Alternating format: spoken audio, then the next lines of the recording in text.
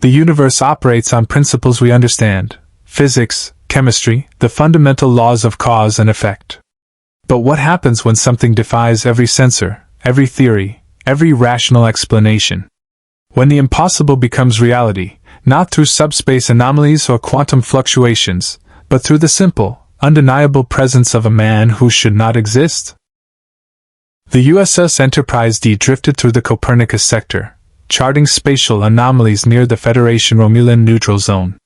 It was routine work, the kind of scientific survey that represented Starfleet's primary mission of exploration. Captain Jean-Luc Picard sat in his ready room, reviewing stellar cartography reports, when Commander Data's voice cut through the ship's ambient hum. "Captain, we are detecting an unusual energy signature embedded within an ice formation 300,000 kilometers off the port bow." Picard rose from his desk. "On screen, Mr. Data." The view screen flickered to life, displaying a massive chunk of ice tumbling slowly through space. But this was no ordinary comet fragment. The ice glowed with a faint temporal displacement field. Chronoton particles danced across its surface like fireflies trapped in amber. "Analysis, Mr. Data?" The android's fingers moved across his console with inhuman precision. "The ice formation contains organic material. One humanoid life form in cryogenic suspension. The temporal signature suggests the object originated from Earth, approximately 400 years in our past." Picard leaned forward. 400 years. The 21st century, a dark period in human history, marked by the eugenics wars and the chaos preceding first contact. "Life signs? Stable, Captain?" "Remarkably so. The cellular structure appears to be in a state of perfect preservation. Beam it directly to sickbay. Inform Dr. Crusher we may have a medical emergency. And Data, have security standing by." The transporter beam caught the ice formation, dematerializing it in a cascade of golden light. In sickbay, Dr. Beverly Crusher watched as the mass reformed on her primary biobed, still encased in its frozen prison. "My God!" she whispered, stepping closer.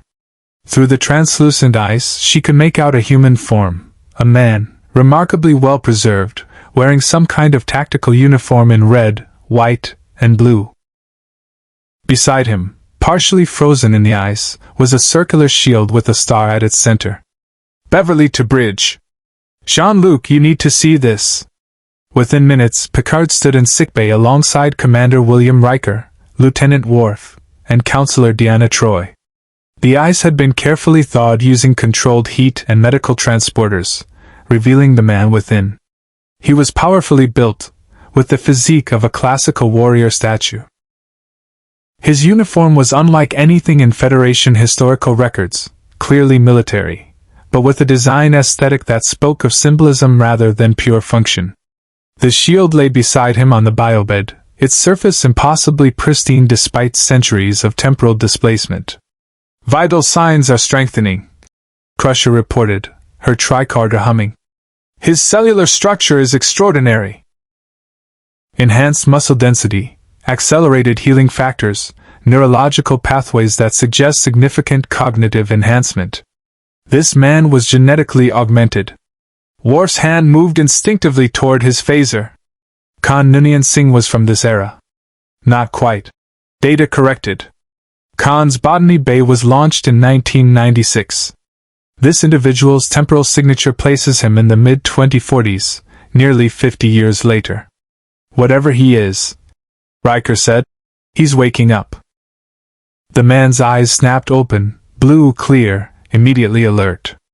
In one fluid motion, he sat upright, his gaze sweeping the room, cataloging threats and exits with military precision. His hand reached for the shield, fingers closing around its straps. "Stand down," Picard said calmly, raising his hands in a universal gesture of peace. "You're safe. You're aboard the USS Enterprise. I'm Captain Jean-Luc Picard of the United Federation of Planets." The man's eyes narrowed. "Federation? Where am I?" "What year is this?" "The year is 2366, Picard replied. "You've been in cryogenic suspension for over 300 years. We found you drifting in space near the neutral zone.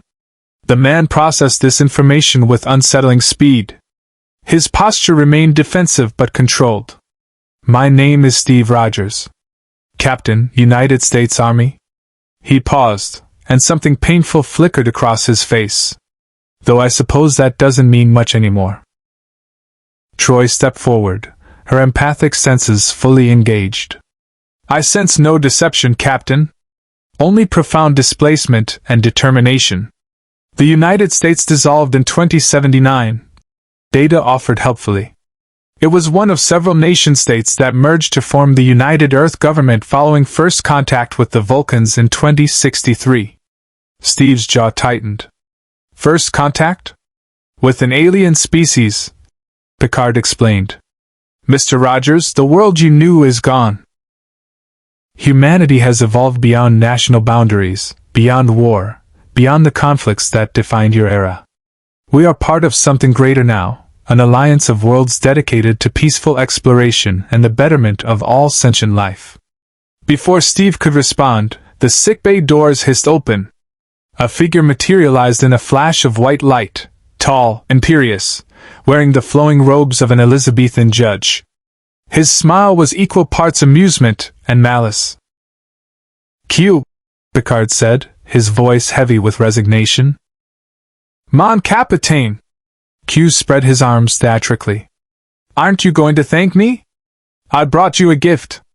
A genuine hero from humanity's adolescence, when you still understood concepts like courage, sacrifice, and doing what's right regardless of the consequences. Steve was on his feet instantly, shield raised. Who are you?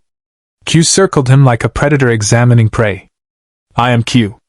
I am omnipotent, omniscient, and utterly bored with your species' pretensions of enlightenment. So I decided to conduct a little experiment. He gestured to Steve. Here stands a man who fought for freedom when tyranny threatened to consume his world. A soldier who understood that some things are worth fighting for, worth dying for. And here, he turned to Picard, stands a captain who hides behind regulations and philosophical debate while people suffer. That's enough, Q, Picard said sharply. Is it? Q's smile widened. Captain Rogers, let me tell you about your generous host. He commands the most powerful starship in Starfleet, yet he's bound by something called the Prime Directive, a rule that says he can't interfere with other civilizations, even when they're being slaughtered, enslaved, or oppressed. Very enlightened, don't you think? Steve looked at Picard, his expression unreadable. Is that true? It's more complicated than Q suggests. Picard began. It always is, Steve replied quietly. If you want to see more legendary characters enter the Star Trek universe, hit that subscribe button and drop the name of a character you'd want to see in the comments below. Live long and prosper. Q clapped his hands together. This is going to be delightful. A man out of time, surrounded by people who've forgotten what it means to fight for what's right. Let's see if Captain Picard's precious evolution can withstand the presence of a genuine hero. He vanished in another flash of light, his laughter echoing through sickbay. Steve lowered his shield slightly, his gaze still fixed on Picard. I think you and I need to have a long conversation, Captain. Indeed we do, Mr. Rogers. Picard agreed. Indeed we do. The Enterprise's observation lounge felt too quiet, too sterile. Steve sat across from Captain Picard, the polished conference table reflecting the stars streaming past outside. Commander Riker stood near the viewport, arms crossed. Data occupied a seat to Picard's right, his golden eyes fixed on Steve with undisguised curiosity. Worf stood at attention near the door, his posture radiating controlled suspicion. Your uniform, Data said, breaking the silence. The symbolism is significant. Red, white, and blue, the colors of the former United States of America. The star, the stripes. You were called Captain America. It wasn't a question. Steve nodded slowly. During World War II, I was part of a program called Operation Rebirth. The super soldier serum enhanced my physical capabilities. I fought against HYDRA, a Nazi science division that wanted to reshape the world through force and fear. He paused, his fingers tracing the edge of his shield. We stopped them. But the cost was high. I went into the ice in 1945 trying to prevent a weapon from reaching New York. When I woke up, it was 70 years later. I'd lost everyone I knew. And now you've lost them again. Troy said softly from her seat. I can sense your grief, Mr. Rogers. The displacement you feel. But also your resilience. I've been out of time before. Steve said. You adapt or you don't. Right now, I need to understand where I am and what I'm dealing with. His gaze fixed on Picard. Starting with this Prime Directive that Q mentioned. Picard leaned forward, his hands clasped. The Prime Directive is Starfleet's General Order 1. It forbids us from interfering with the natural development of pre-warp civilizations, societies that haven't yet achieved faster-than-light travel. The principle is sound. We have no right to impose our values, our technology, or our presence on cultures that aren't ready for contact with alien life. Even if they're dying? Steve asked. Even then, Picard said. Because history has shown us that interference, no matter how well-intentioned, often causes more harm than good. We've seen civilizations collapse under the weight of technology they couldn't understand, cultures destroyed by the introduction of concepts they weren't prepared to integrate. Steve absorbed this, his expression thoughtful. In my time, we had a saying. The only thing necessary for the triumph of evil is for good men to do nothing. You're telling me that your Prime Directive is institutionalized in action. Riker bristled. That's not fair. The Prime Directive protects. Does it? Steve interrupted, his voice calm but firm. Or does it protect you from having to make hard choices? From bearing the weight of responsibility? Mr. Rogers, Picard said, his tone measured. I understand your perspective. You come from an era where the lines between right and wrong seemed clearer, where the enemy wore uniforms and the righteous path was obvious. But the universe is far more complex than that. The Prime Directive exists because we learned, through painful experience, that our version of right isn't universal. Steve stood, moving to the viewport. Earth hung in the distance, blue and peaceful. I fought in a war where millions died. I've seen what happens when evil is allowed to flourish. And I've also seen what happens when good people stand up and fight, even when the odds are impossible. He turned back to face them. You're telling me that humanity evolved beyond war, beyond conflict. But Q brought me here for a reason. He thinks your evolution is incomplete. That you've lost something essential. Q is a provocateur, Picard said. He delights in forcing us to question ourselves. Maybe that's exactly what you need, Steve replied. Data tilted his head. Captain Rogers, if I may ask, what is your assessment of the Federation based on what you've learned so far? Steve considered the question carefully. You've built something remarkable. A society without poverty, without want, where humanity works alongside alien species for mutual benefit. In my darkest moments during the war, I dreamed of a world like this. He paused. But I also wonder if, in abandoning conflict entirely, you've lost the capacity to recognize when fighting is necessary. When standing by is the greater evil.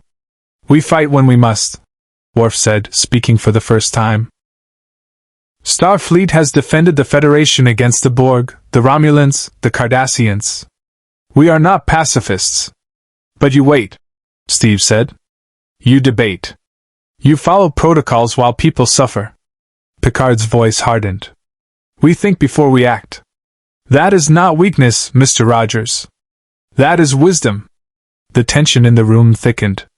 Troy shifted uncomfortably, feeling the clash of philosophies like a physical force. Captain, Data interjected. We are receiving a distress call. Klingon colony Delta Vega 4 is under attack by an unknown force. They are requesting immediate assistance. Picard stood. Battle stations.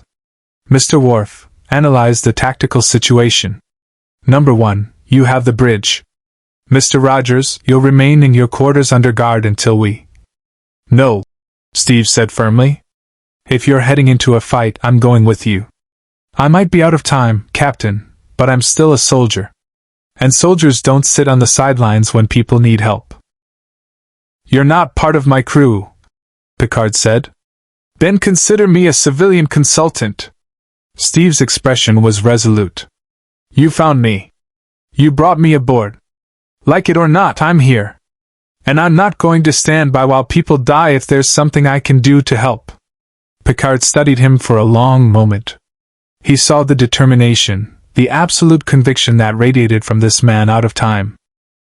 He also saw something that made him profoundly uncomfortable, a mirror reflecting what humanity might have been if they'd taken a different path. A reminder of the raw courage that civilization sometimes refined away. "Very well," Picard said finally. "But you follow my orders. This is my ship, Mr. Rogers. We do things my way." Steve nodded. "Understood, Captain. But when we get there, when we see what we're dealing with, I hope you're prepared to do what's right instead of what's comfortable." "I always do what's right, Mr. Rogers," Picard replied. "We simply may disagree on what that means." As they left the observation lounge, the Enterprise's engines thrummed with increased power, propelling the ship toward Delta Vega 4 at maximum warp.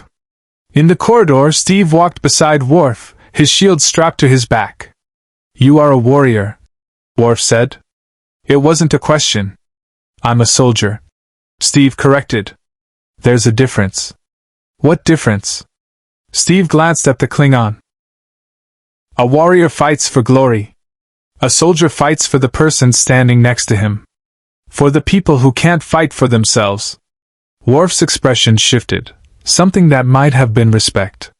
"Then perhaps you and I will understand each other, Captain Rogers." "Maybe," Steve said. "Let's see how this plays out first." The bridge of the Enterprise hummed with controlled urgency. Steve stood near the tactical station, studying the viewscreen as the Klingon colony materialized from warp. What he saw made his jaw tighten. Delta Vega 4 burned. Settlements across the southern continent were engulfed in weapons fire. Disruptor blasts carved through structures while small attack ships strafed defensive positions. Even from orbit, the destruction was evident. "Report," Picard commanded from his captain's chair. "3 Orion Syndicate Raider vessels," Worf announced, his fingers dancing across tactical controls. "They are attacking the civilian population centers. Klingon defense forces are overwhelmed. Colony shields are at 18% and failing." Data's console chirped rapidly. "Scanners indicate the raiders are targeting dilithium refineries and industrial replicators. This appears to be a resource acquisition operation, not a military assault." "They're pirates," Steve said, his voice cold. "Going after targets that can't defend themselves." Riker turned in his seat. "Captain, the Klingon garrison commander is hailing us. Audio only, their communications array is damaged." "On speaker." The voice that came through was rough, punctuated by weapons fire and explosions. "Federation vessel, this is Commander Krell of the Delta Vega garrison. We are under heavy assault. Our defense grid is failing. We have 300 civilians trapped in the northern settlement with no evacuation route. The Orion ships are moving to intercept any escape craft." Picard stood. "Commander Krell, this is Captain Jean-Luc Picard of the USS Enterprise. We're moving to intercept. Hold your position. We don't have time for." The transmission dissolved into static and weapons discharge. "Red alert," Picard ordered. "Mr. Worf, target the lead Orion vessel. Fire phasers, disable their weapons systems. Try not to destroy them, we need to take them into custody if possible." Steve stepped forward. "Captain, those ships are attacking civilians. Every second we spend trying to disable them instead of stopping them is another second those people down there are dying." "I'm aware of the situation, Mr. Rogers," Picard said evenly. "But we are not executioners. We will stop this attack while minimizing loss of life on both sides." The Enterprise shuddered as Worf opened fire. Orange phaser beams lanced across space, striking the lead Orion raider. Its shields flared and buckled, but the ship immediately banked away, returning fire with plasma torpedoes. Their shields are adapting, Worf reported. Orion vessels are equipped with stolen Romulan shield technology. They are rotating frequencies to compensate for our weapons. Adjust phaser harmonics, Picard ordered. Data, can you penetrate their defenses? Working on it, sir. However, the computational cycles required to breach rotating shield frequencies will take approximately 4 minutes. On the view screen, one of the Orion ships broke formation and dove toward the planet's surface. Explosions bloomed across the northern settlement, the one where civilians were trapped. Steve's hands clenched into fists. Captain, we don't have 4 minutes.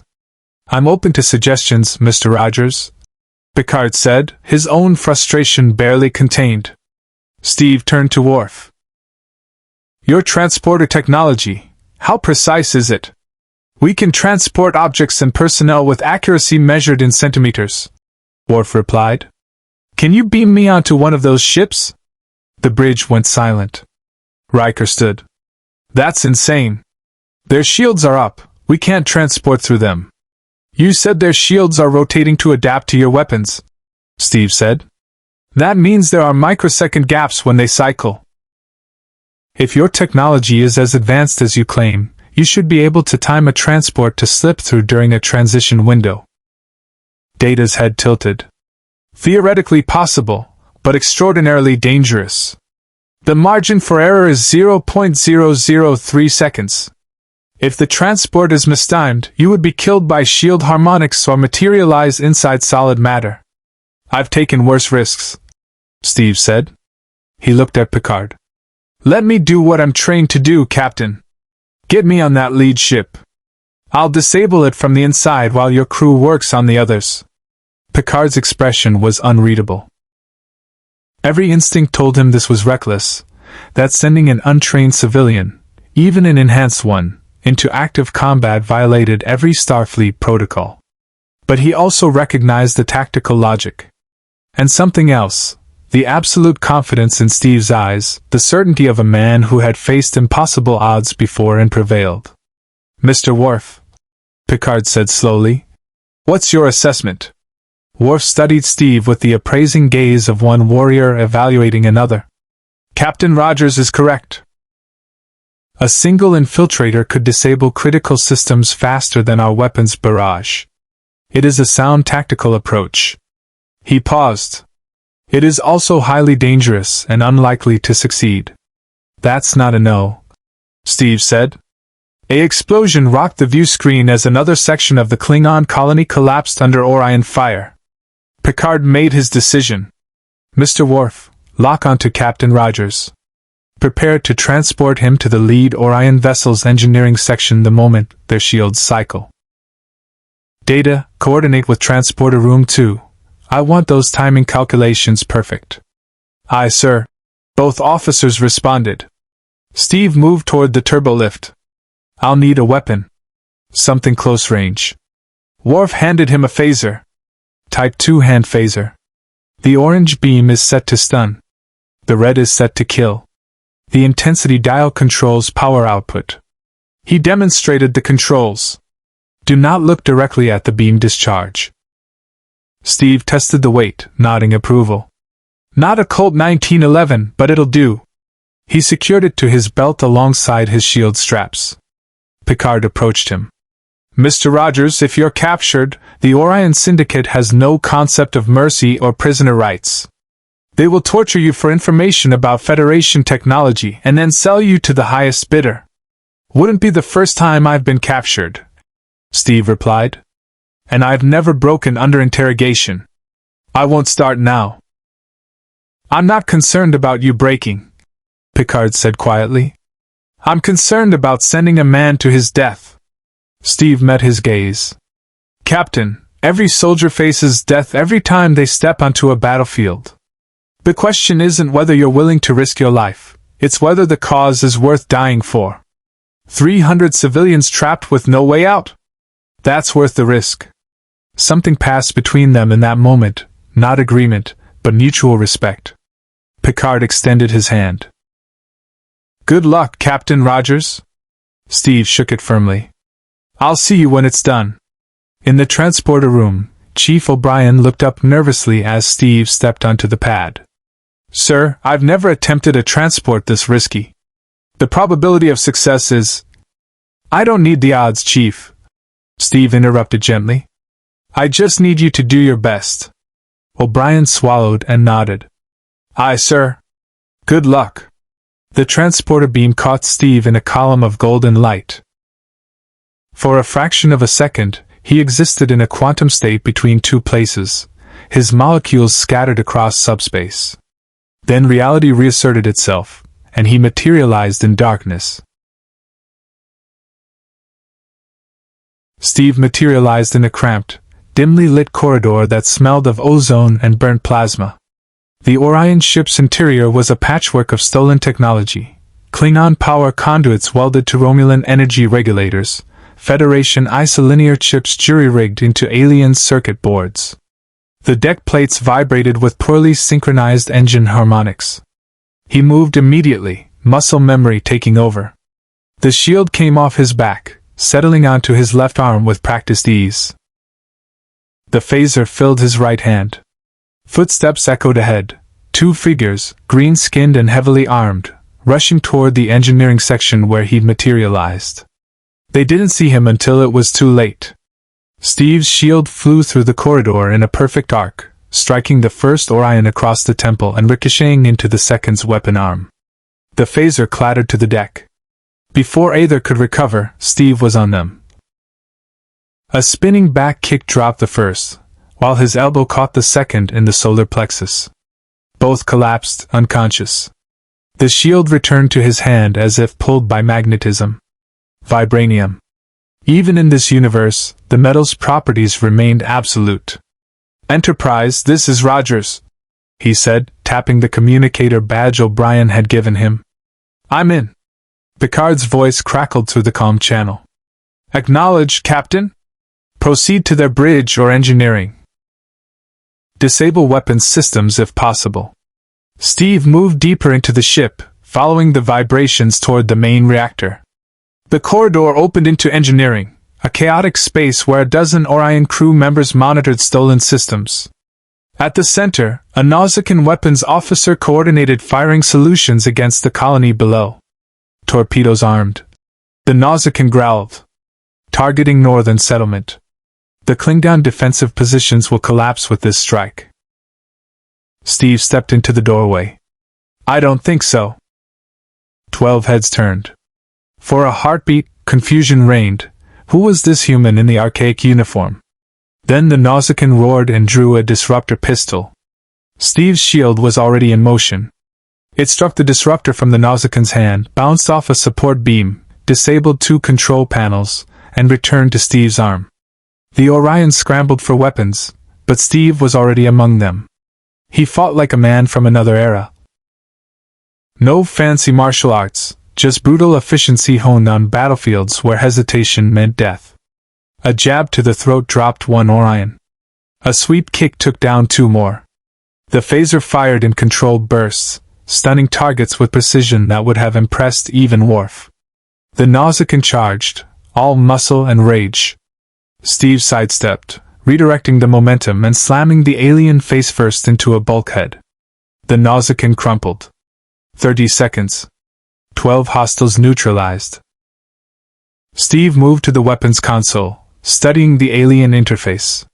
The design was intuitive enough, targeting sensors, firing controls, torpedo bays. He'd seen similar systems on Hydra installations, back when the impossible was just beginning to feel routine. His fist smashed through the primary firing control. Sparks erupted. The ship shuddered as weapons systems went offline. Enterprise weapons disabled on the lead vessel, Steve reported. Confirmed, Data's voice replied. The other two Orion ships are breaking off their attack. They are attempting to flee. Pursuing, Worf added with satisfaction. Steve allowed himself a moment of relief before the ship's internal comm system crackled to life. The voice that came through was cold, calculating, and undeniably female. Well, A Federation boarding party. How quaint. The engineering bay doors sealed shut with a hydraulic hiss. Emergency force field snapped into place, trapping Steve inside. Red alert klaxons blared. I am Captain Navar of the Orion Syndicate. The voice continued. You've cost me a profitable raid, human. I think I'll sell you piece by piece to the Ferengi medical trade. They pay handsomely for exotic biological specimens. Gas began hissing from ventilation ducts, greenish vapor that Steve's enhanced senses immediately identified as some kind of neurotoxin. Enterprise, I'm trapped in engineering, Steve reported, already moving. They're flooding the compartment with gas. We're reading it. O'Brien's voice came through, tight with concern. That's Regalian nerve gas. Even at low concentrations, it's lethal to humans within 60 seconds. I'm trying to get a transporter lock, but their shields are back up. Steve's enhanced metabolism would give him maybe 90 seconds, not enough. His eyes swept the engineering bay, cataloging options. The force fields were powered by independent generators mounted on the bulkheads. Standard design meant standard vulnerabilities. His shield flew again, striking the first generator with enough force to shatter the casing. Sparks erupted, but the force field held. Backup systems kicked in immediately. He needed to disable all four simultaneously. 45 seconds of consciousness remaining. Steve grabbed a piece of debris, part of a shattered console, and wedged it into the second generator's cooling system. The unit began to overheat, emitting a high-pitched whine. He ripped a power conduit from the wall, barehanding the energized cable despite the current that would have killed a normal human, and jammed it into the third generator. 30 seconds. The fourth generator was across the bay, past the spreading nerve gas. Steve's vision was already beginning to tunnel, his enhanced physiology fighting the toxin but losing ground. He couldn't reach it in time. Then he remembered what Data had said. Federation transporters could lock onto objects with centimeter precision. Enterprise, can you transport objects without getting a full lock on me? Steve asked, his words slightly slurred. Theoretically, Data replied. What do you need? My shield. Send it back to me on a trajectory toward bearing 27 Mark III, velocity 12 meters per second, spinning clockwise. A brief pause. Calculating, understood. The shield dematerialized from Steve's arm. 3 seconds later, it rematerialized already in motion, exactly as specified. Spinning through the air like a circular saw. It struck the fourth generator dead center, the vibranium edge cleaving through the casing and rupturing the power core. All four generators failed simultaneously. The force fields collapsed. Steve dove through the engineering bay doors as they unsealed, rolling into the corridor beyond. He gasped for air, his lungs burning, vision swimming. The supersoldier serum fought the neurotoxin molecule by molecule, accelerated healing, purging the poison from his bloodstream. Enterprise. I'm clear, he managed. Transporting now, O'Brien said. The golden beam caught Steve just as Orion's security forces rounded the corner, weapons raised. He materialized on the Enterprise's transporter pad, dropping to one knee, still clutching his phaser. Dr. Crusher was already there with a medical team. Get him to sickbay. I need to counteract that nerve gas exposure. I'm fine, Doctor, Steve said, standing on shaky legs. Just need a minute. You were exposed to a lethal neurotoxin, Crusher said firmly.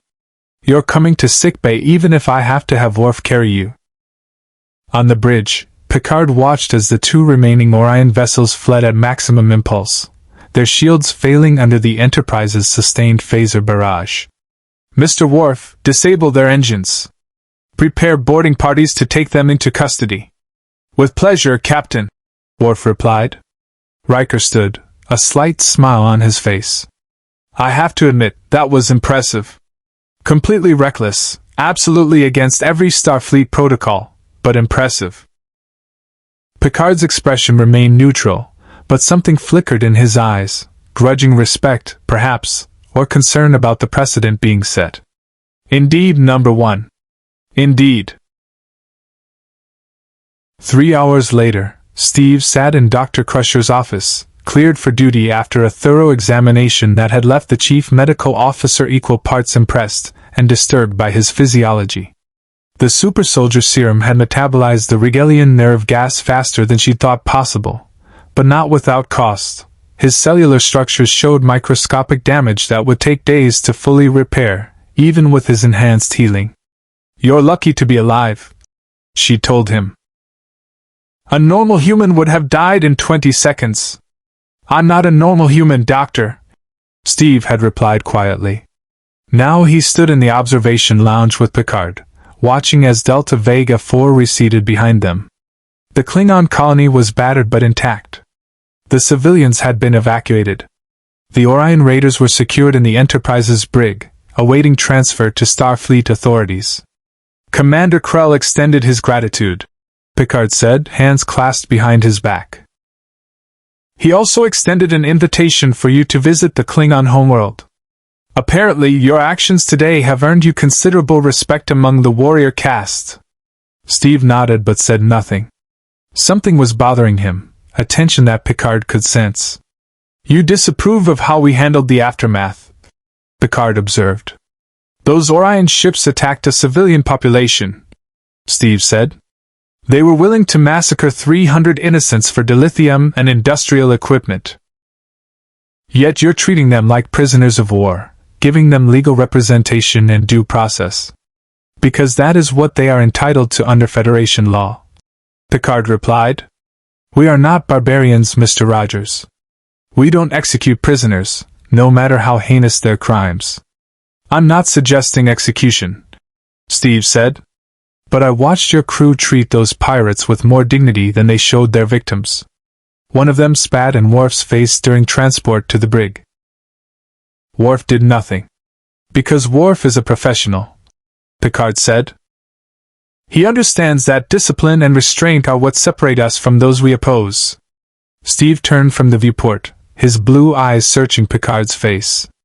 "Captain, I've been reading the files your Mr. Data provided about the Federation. Your history, your principles. And I have to ask, when did survival become less important than appearing civilized?" Picard's expression hardened slightly. "We survived, Mr. Rogers. The colony survived. The civilians survived. And we did so without compromising our values. This time," Steve said. "But I also read about the Borg. About Wolf 359, where they destroyed 40 starships and killed 11,000 people. About how close they came to assimilating Earth itself. Your values didn't stop them. Violence did. The Borg are an existential threat unlike any we faced," Picard acknowledged. His voice carried weight, personal weight. "And yes, we fight them. But we fight them without becoming them." Before Steve could respond, Data's voice came through the comm system. "Captain Picard, we are receiving a distress call from the Federation colony on Tau Cygni V. They report that their central power distribution network has failed. Without power, their life support systems will collapse within 18 hours. Picard tapped his communicator. "Acknowledged, Mr. Data. Set course for Tau Cygni V, maximum warp. I'm on my way." He looked at Steve. "We'll continue this discussion later." The bridge was a hive of controlled activity when they arrived. Data stood at ops, his fingers moving across the console. "Tau Cygni V is a Federation research colony established 12 years ago. Population, 473 scientists and support personnel. They are studying the indigenous plant life, which shows remarkable adaptogenic properties." "How long until we arrive?" Picard asked, settling into his command chair. "At maximum warp, 7 hours and 23 minutes, Data replied. "That gives them a comfortable margin," Riker observed. "We should have plenty of time to repair their systems." Troy frowned, her empathic senses prickling. "Something feels wrong about this." Steve stood near the tactical station, studying the sensor readouts over Worf's shoulder. Something had caught his attention, anomalous readings in the Tau Cygni system. "Captain," Worf announced, I am detecting 2 ships in orbit around Tau Cygni V. Configuration matches Ferengi design. Daimon-class cruisers. Picard leaned forward. Ferengi? That's unusual. Tau Cygni V has no strategic or commercial value. Data, what would Ferengi vessels be doing there? Data's console chirped rapidly. Accessing Federation colonial records. Captain, I believe I have found the connection. Tau Cygni V's indigenous plant life contains compounds that can be synthesized into a powerful medicinal agent. The research colony was conducting trials for treatment of neurological disorders. Early results showed 93% effectiveness. Which means it's worth latinum, Riker said. A lot of latinum. Mr. Worf, open a channel to the colony. Picard ordered. The view screen flickered to life, showing a human woman in her 50s, her expression tight with stress. Behind her, emergency lighting cast everything in red shadows. Captain Picard, I'm Dr. Sarah Chin, colony administrator. Thank God you received our distress call. Dr. Chin, we're 7 hours away. What's your situation? Chin glanced over her shoulder nervously. Our main power grid failed catastrophically 6 hours ago. We've been running on emergency backup, but those systems are degrading faster than expected. We need... She paused, and Steve saw it, the slight tremor in her hands, the way her eyes darted to something off-screen. She was terrified, but not of power failure. Dr. Chin, Steve said, stepping into the viewscreen's field of view. Are you alone? Chen's eyes widened. For just a moment she shook her head, barely perceptible, but Steve caught it. The screen went dark. We've lost the signal, Data reported. The colony's communications array has gone offline. Steve turned to Picard. She wasn't alone.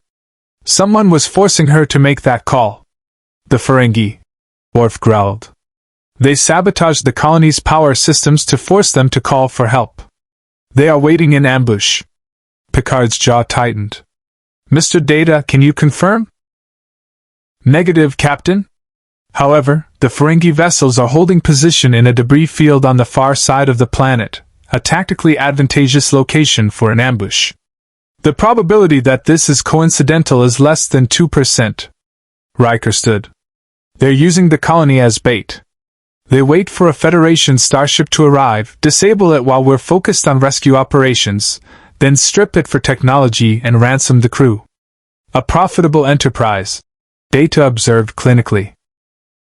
Ferengi Daimon-class cruisers are no match for a Galaxy-class starship in direct combat. However, if they strike while our shields are down and our crew is engaged in rescue operations, they could disable our primary systems before we can respond. Steve's expression was granite. So we don't give them the chance. We go in expecting a fight. Picard shook his head. We don't know for certain they're hostile. We can't simply attack Ferengi vessels without proof of aggression. Captain, Steve said carefully, those people on that colony are hostages. Every second we spend debating gives the Ferengi more time to fortify their position. You want proof? That woman was sending a message. She risked her life to warn us. A message you interpreted based on intuition, Picard countered. I need evidence, Mr. Rogers. Not assumptions. The tension on the bridge was palpable. Worf's hand hovered near his tactical controls. Riker watched the exchange with barely concealed concern. Troy's empathic senses were overwhelmed by the conflicting emotions, Steve's barely controlled frustration, Picard's principled determination. Captain, Data said quietly, I am detecting increased weapon signatures from the Ferengi vessels. Their plasma cannons are charging. The view screen showed the 2 Ferengi ships emerging from the debris field, weapons hot, closing on an intercept course. Picard stood. Red alert. Shields up. Mr. Worf, hail them. The face that appeared on screen was the archetypal Ferengi, large ears, sharp teeth, and eyes that gleamed with avarice. Federation vessel, I am Daimon Grek. You are interfering with a legitimate salvage operation. Salvage operation? Picard's voice was ice. That's a Federation colony with nearly 500 people. Greg's smile widened. Not anymore. They signed over all rights to their research and equipment in exchange for emergency power assistance. All perfectly legal according to the Ferengi Commerce Authority. Under duress, Picard said. Prove it, Greg replied. Now you have two options, Captain. Turn around and leave, or I'll be forced to defend my salvage rights. And before you get any ideas about heroics, my associate has a team on the colony's surface with enough explosives to vaporize the main research facility. Any aggressive action from you, and 473 humans become part of the salvage. The screen went dark. Steve's fists clenched. Now do you have your proof?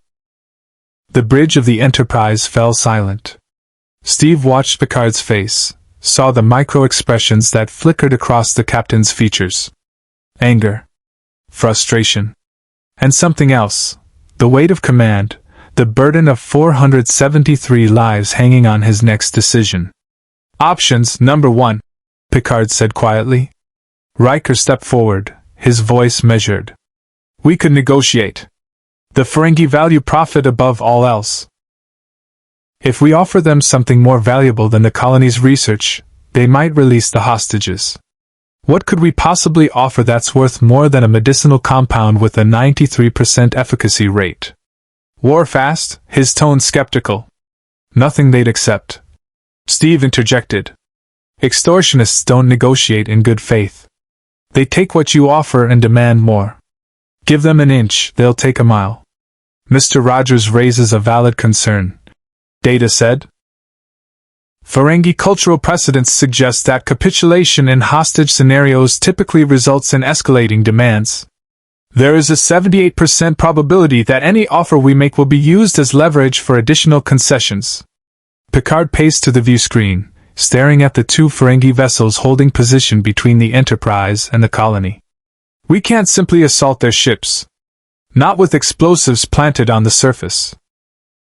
Then we need to disable those explosives first, Steve said. Get a team down there, neutralize the threat, then deal with the ships. Their sensors will detect any transporter activity, Worf pointed out. The moment we beam down, they will detonate. Steve turned to Data. Your sensors, can they locate those explosives? Data's fingers moved across his console. Scanning now. The colony's power failure is creating significant interference, but I am detecting 17 discrete energy signatures consistent with plasma charges distributed throughout the main research facility. Each charge is equipped with a remote detonator operating on a rotating subspace frequency. Can you jam the detonation signal? Riker asked. Negative. The frequency rotation pattern is randomized and encrypted. Any attempt to jam all possible frequencies would require broadcasting subspace interference across a wide spectrum, which would be immediately detected. Steve studied the tactical display, his mind working through the problem with the same methodical approach he'd used countless times behind enemy lines. What about transporters? Can you beam the explosives off the planet? Not without obtaining a precise lock on each device, Data replied. The energy signatures are too diffuse for mass transport. We would need to transport each charge individually, which would take approximately 8 minutes. 8 minutes they won't give us, Picard said. The bridge fell silent again. Steve could feel the tension, the paralysis of analysis. These people were brilliant. Their technology was centuries beyond anything he'd known, but they were trapped by their own principles, their own procedures. They were looking for the perfect solution, the one that saved everyone without moral compromise. Sometimes there was no perfect solution. Captain, Steve said, I have an idea. But you're not going to like it. Picard turned. I'm listening. We give them what they want. Or at least, we make them think we are. Steve moved to the tactical display, pointing to the Ferengi vessels. These ships aren't military grade. They're converted merchant vessels with upgraded weapons. That means their sensor arrays are limited. They can track large-scale transporter activity, but they're not equipped for precision detection of individual life signs. Continue, Picard said, his tone cautious. You hail them again. Tell them you're willing to negotiate, that you're sending a diplomatic envoy to the colony's surface to arrange terms. They'll expect someone important, a senior officer, maybe with a security detail. That's me.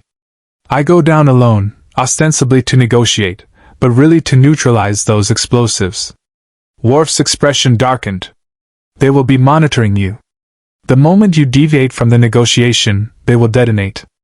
Not if I'm fast enough, Steve said. 17 charges spread throughout the facility. If I can disable them before they realize what's happening. That's impossible, Riker interrupted. Even at a full run, you couldn't reach all 17 locations in time. Steve met his gaze. I'm faster than you think, Commander. And I've had experience disarming explosives under pressure. Picard shook his head. It's too dangerous. If you fail. If I fail, we're no worse off than we are now, Steve said.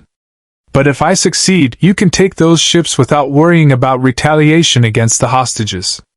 Troy stepped forward, her dark eyes searching Steve's face. You're not telling us everything. This isn't just about tactics. You feel responsible. Steve's jaw tightened. I've seen what happens when good people hesitate. When they wait for the perfect moment that never comes. Those scientists down there didn't ask to be hostages. They don't deserve to die because we were too cautious to act. This isn't about caution, Picard said firmly. This is about not making the situation worse through reckless action. With respect, Captain, the situation is already as bad as it gets, Steve replied. Those people are going to die unless someone does something. You can debate the ethics, worry about the Prime Directive, follow your protocols. Or you can let me do what I was trained to do. The two men locked eyes. Picard saw in Steve something that made him profoundly uncomfortable, a certainty that transcended doubt, a willingness to act that didn't require committee approval or moral validation. It was the certainty of a soldier who'd learned that sometimes the only way to save lives was to risk your own. Captain, Data interjected. I may have an alternative approach. If we were to create a false sensor signature suggesting a warp core breach, the Ferengi might believe we are disabled and lower their guard. This could provide Captain Rogers with additional time to complete his mission. Picard considered this. How long could you maintain the deception?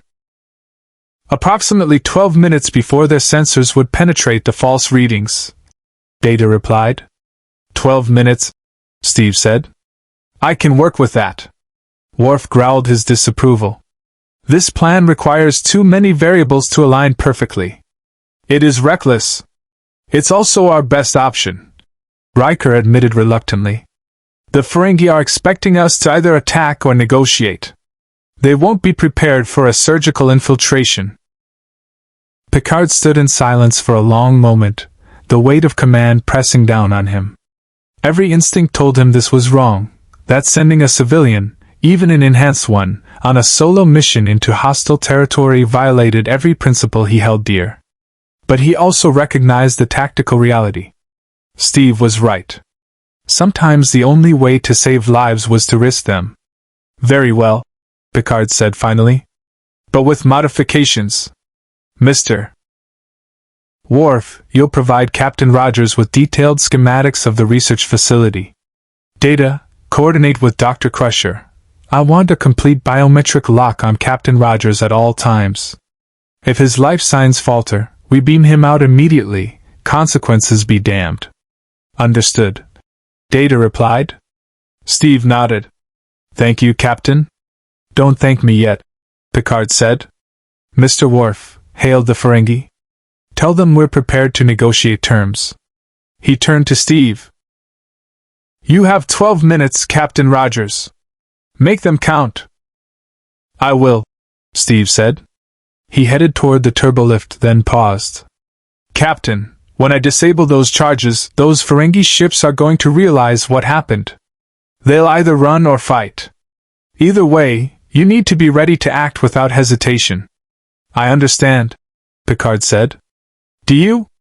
Steve's voice was quiet but intense. Because when the moment comes, you won't have time for debate. You'll need to make a choice, and people's lives will depend on you making it fast. Picard met his gaze evenly. I've commanded this vessel through the most dangerous regions of space, Mr. Rogers. I've faced the Borg, the Romulans, and threats you can't imagine. I know how to make hard decisions. Then I hope you're ready to make another one, Steve said. Because in about 12 minutes, this is going to get very complicated very fast. He stepped into the turbolift, and the doors hissed shut.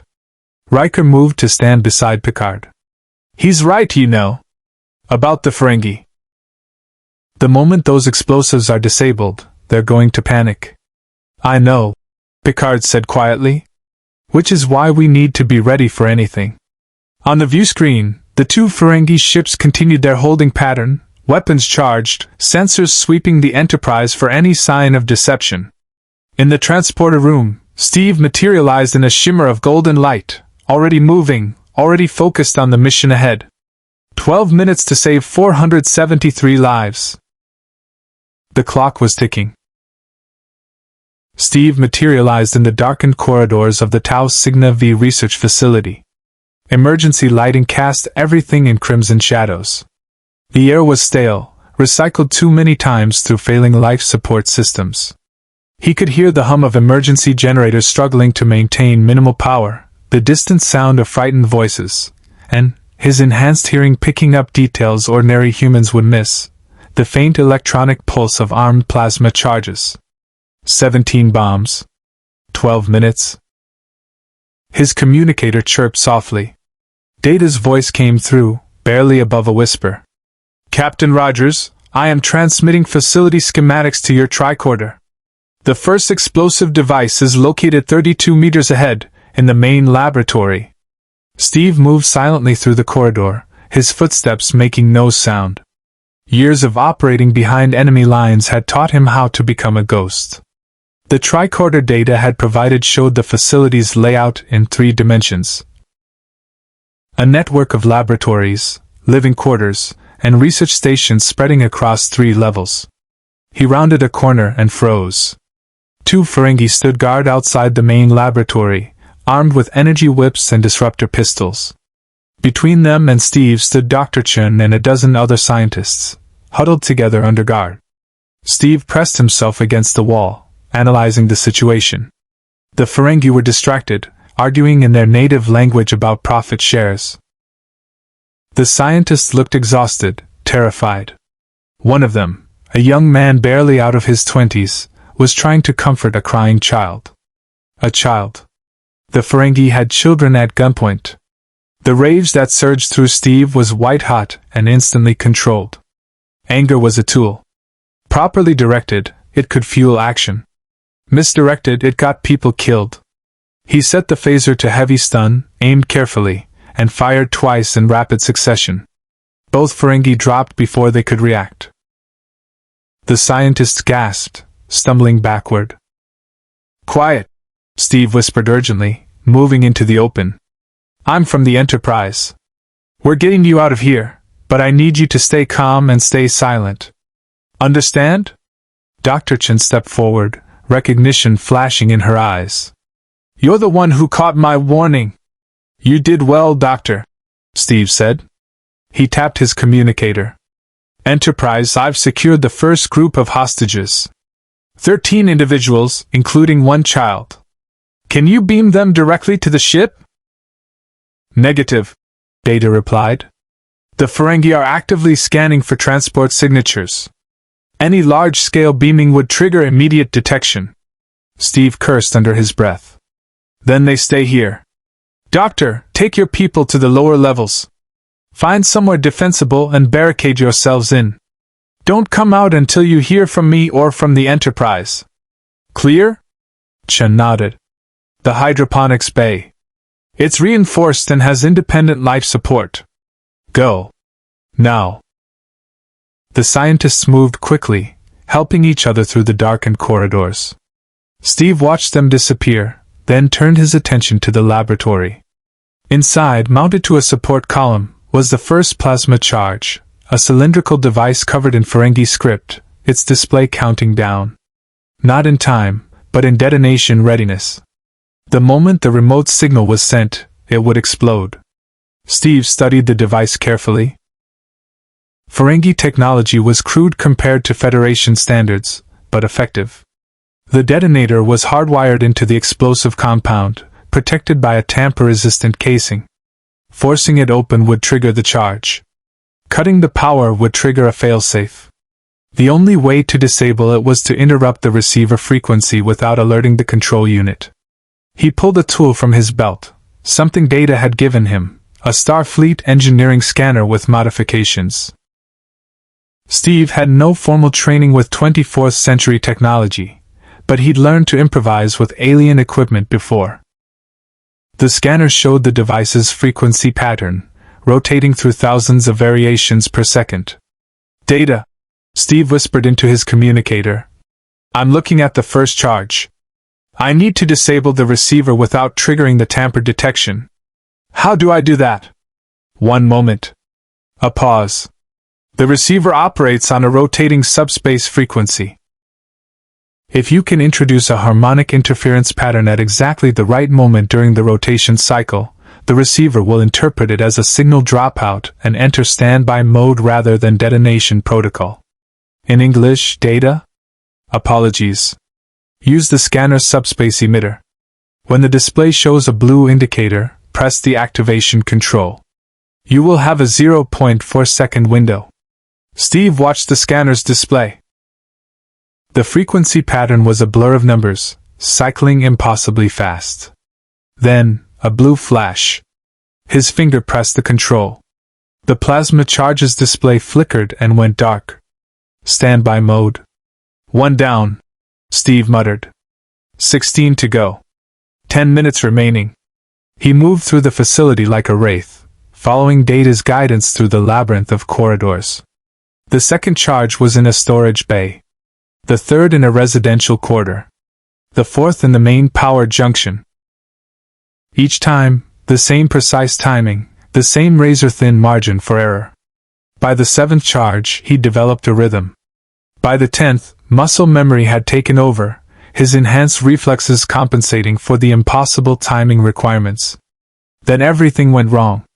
Steve entered the main research archive, a vast chamber filled with data storage units and scientific equipment.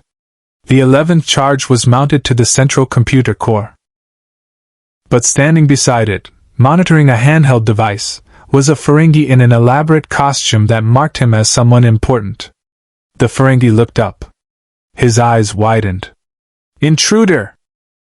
Steve moved instantly, but the Ferengi was faster than he looked. The alien's finger stabbed at his device, the detonator control. Nothing happened. The plasma charges Steve had already disabled didn't respond. But the 6 remaining charges, including the one 3 meters away, immediately began their detonation sequence. 30 seconds. The Ferengi's expression shifted from triumph to confusion to rage. What did you? Steve's shield caught him across the jaw, and the alien crumpled. Steve was already moving to the computer core, scanner in hand. 25 seconds. Data, the charges are armed. I need to disable this one now. The detonation sequence has overridden the standby protocol. Data replied, his voice tense. You cannot disable it. You must get clear. Transporting you now. No! Steve's fingers moved across the plasma charges casing, searching for access points. There are still 5 more charges in the facility. If this one detonates, it'll trigger a chain reaction. The whole building comes down. 20 seconds. Captain Rogers, the explosion will kill you. Then I'd better work fast. Steve found a seam in the casing, wedged his fingers into it, and pulled. The metal groaned. His enhanced strength tore the casing open, revealing the internal mechanism, a nightmare of alien circuitry and volatile compounds. 15 seconds. He could see it now. The detonation trigger, a simple electromagnetic relay connected to the explosive compound. Cut the relay, stop the detonation. But it was surrounded by anti-tamper sensors that would trigger if he touched them. 10 seconds. Steve! It was Picard's voice now, urgent. "We're beaming you out." "That's an order." "Not yet, Captain."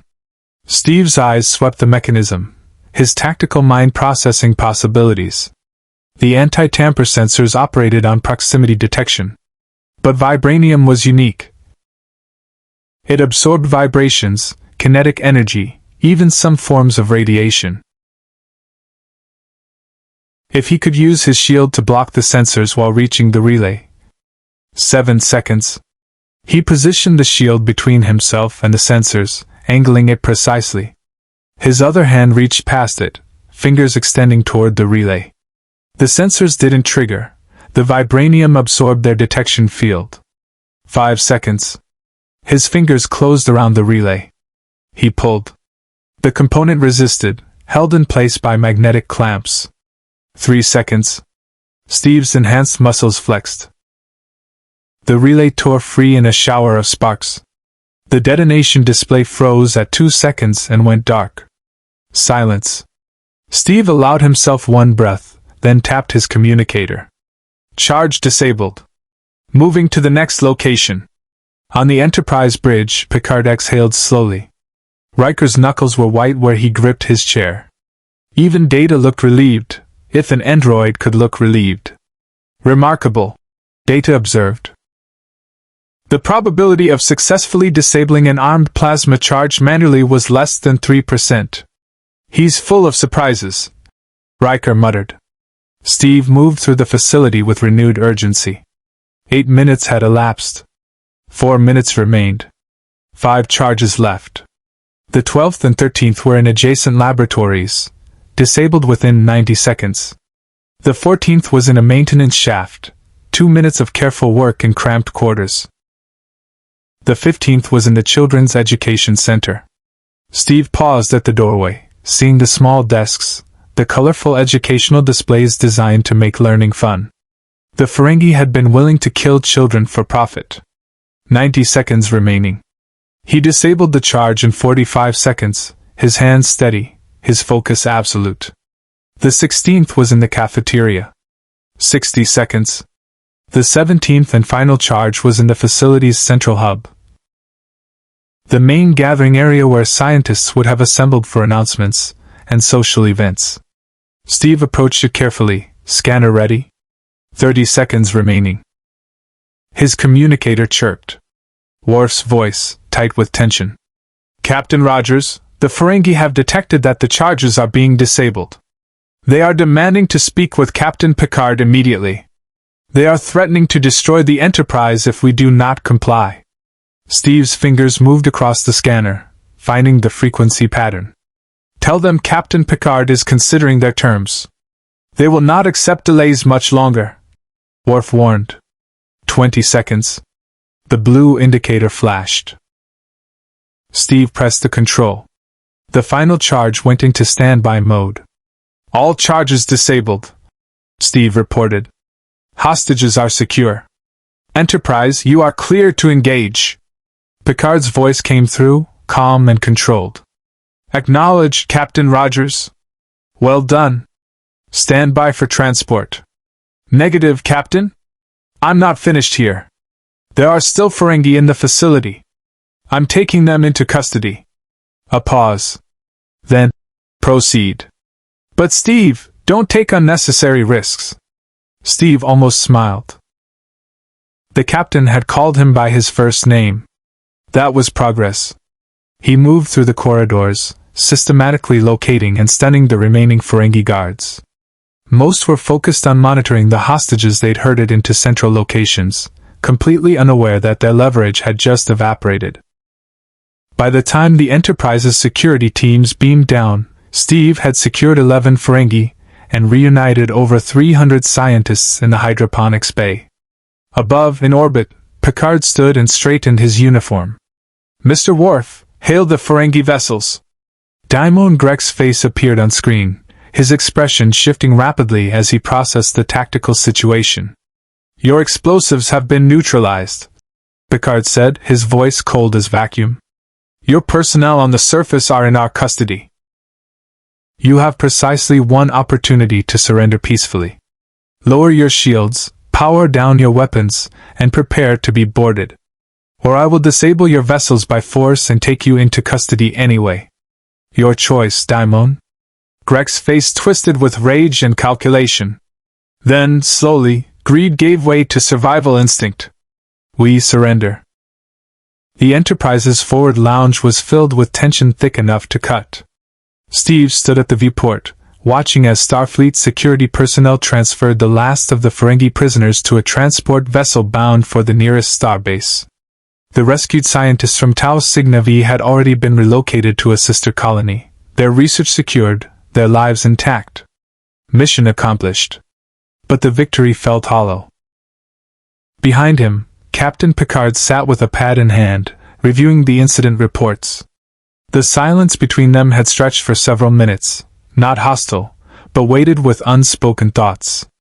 You're troubled, Steve said without turning from the viewport. Picard looked up. You took extraordinary risks today, Mr. Rogers. Risks that could have resulted in catastrophic failure. But they didn't, Steve replied. 473 people are alive because someone acted instead of deliberating. 473 people are alive because you were lucky, Picard countered. That plasma charge could have detonated. The Ferengi could have detected your activities sooner. Any number of variables could have resulted in disaster. Steve finally turned to face him. Captain, with respect, luck had nothing to do with it. I assessed the situation, calculated the risks, and executed a plan. That's not luck. That's training. Training from a war that ended 300 years ago, Picard said. The galaxy has changed, Mr. Rogers. The methods that served you in World War II don't necessarily apply to. Don't they? Steve interrupted, his voice sharp. I've been aboard your ship for less than a week, and I've already seen 2 situations where your principles almost got people killed. The Orion raiders at Delta Vega 4. The Ferengi at Tau Cygni V. Both times you hesitated because you were more concerned with maintaining moral high ground than protecting innocence. Picard stood, his own frustration finally breaking through. I hesitated because rushing to violence without considering alternatives is how civilizations fall into barbarism. We've evolved beyond. Have you? Steve's eyes blazed. Or have you just become comfortable? So secure in your Federation utopia that you've forgotten what it takes to protect it? The door chimed. Both men fell silent as Counselor Troi entered, her expression carefully neutral. Forgive the interruption, Captain, but we're receiving a priority communication from Starfleet Command. Admiral Nechayev wishes to speak with you immediately. Picard straightened his uniform. In my ready room. Mr. Rogers, this discussion isn't over. I didn't think it was, Steve replied. After Picard left, Troi approached Steve. You're pushing him very hard. Someone needs to, Steve said. He's a good man, Counselor. I can see that. But good men can make bad decisions when they're too committed to principles that don't account for reality. And you think you understand reality better than he does? Troi asked gently. Steve was quiet for a moment. I understand that evil doesn't care about your principles. It doesn't respect your rules. And while you're debating the ethics of intervention, people die. I've seen it happen. I've lived through it.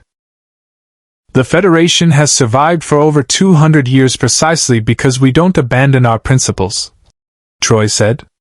Yes, sometimes that means making difficult choices. But it also means we don't become the monsters we're fighting against. Before Steve could respond, the ship shuddered. Red alert klaxons blared through the corridors. Worf's voice boomed through the comm system. All hands to battle stations. We are under attack. Steve and Troi rushed to the bridge. The view screen showed a sight that made Steve's blood run cold, a massive cube-shaped vessel, dark and bristling with weapons, bearing down on the Enterprise at impossible speed. Report! Picard commanded from his chair, his conversation with Starfleet Command clearly terminated. It's a Borg cube, Data announced, his fingers flying across his console. It appeared suddenly from a trans-warp conduit. They are on an intercept course. Steve had read about the Borg in the files Data provided. Cybernetic organisms operating as a collective consciousness. Assimilation. Resistance is futile. The species that had nearly destroyed the Federation at Wolf 359. The species that had assimilated Picard himself, turning him into their spokesperson, Locutus of Borg. Picard's face had gone pale, but his voice remained steady. Shields up. Evasive maneuvers. Mr. Worf, prepare all weapons. The Borg cube fired, a brilliant green beam that struck the Enterprise's shields with devastating force. The ship lurched violently. Console displays exploded in showers of sparks. Shields down to 72%, Worf reported. Return fire ineffective. They are adapting to our weapons frequency. They're hailing us, Data said. Picard's jaw tightened. On screen. The view screen filled with the interior of the Borg cube, a nightmare of mechanical components and assimilated drones moving with eerie precision. A single voice spoke, layered with thousands of others in perfect unison. We are the Borg. You will be assimilated. Your biological and technological distinctiveness will be added to our own. Resistance is futile. But then something changed. The collective voice shifted, focusing. We have detected a unique biological signature aboard your vessel. Human. Enhanced. Unlike any we have encountered. This distinctiveness will be analyzed. This distinctiveness will be assimilated. Deliver the enhanced human designated Steve Rogers, and the rest of your crew will be spared temporary assimilation. Steve felt every eye on the bridge turn toward him. Absolutely not, Picard said immediately. We don't negotiate with the Borg, and we don't sacrifice crew members. I'm not a crew member, Captain, Steve said quietly. And if giving them what they want saves this ship. That's not how this works, Riker interrupted, stepping forward. The Borg lie. Even if we gave you to them, they'd assimilate the Enterprise anyway. It's what they do. Commander Riker is correct, Data confirmed. Borg negotiation tactics follow a consistent pattern. They make offers they have no intention of honoring to create division and hesitation in their targets. The Borg cube fired again. This time, the beam carved through the shields entirely, striking the Enterprise's hull. Alarms screamed through the bridge. Shield generators offline, Worf reported. Hull breach on Deck 17. Emergency force fields holding. They're preparing to beam over boarding parties, Data said. I'm detecting transporter signatures. Picard stood. All hands repel boarders. Authorization Picard 47 Alpha. Computer, initiate emergency protocol. Steve was already moving toward the turbo lift. Where's the hull breach? Deck 17, Section 12. Data replied. Captain Rogers, I would not recommend. I'm not asking for recommendations, Steve said. The turbolift doors closed. Picard turned to Worf. Security teams to Deck 17.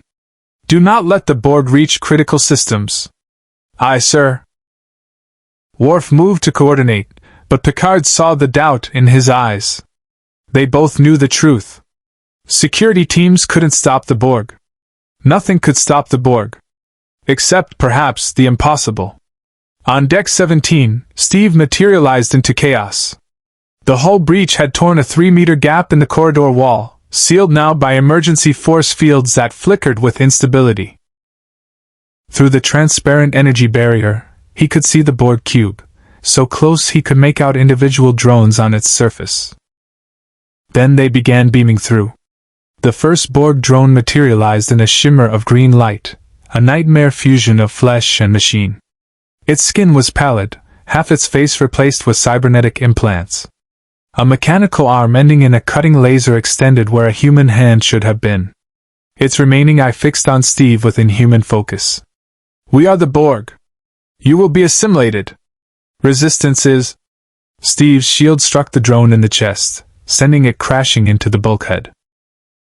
The vibranium edge tore through cybernetic components and biological tissue alike. The drone collapsed, its collective consciousness severed. More drones materialized. 5. 10. 20. Steve became a whirlwind of controlled violence. His shield flew through the corridor in impossible arcs, striking with mathematical precision. Each impact disabled drones, tore through their adaptive shielding, shattered their technological components.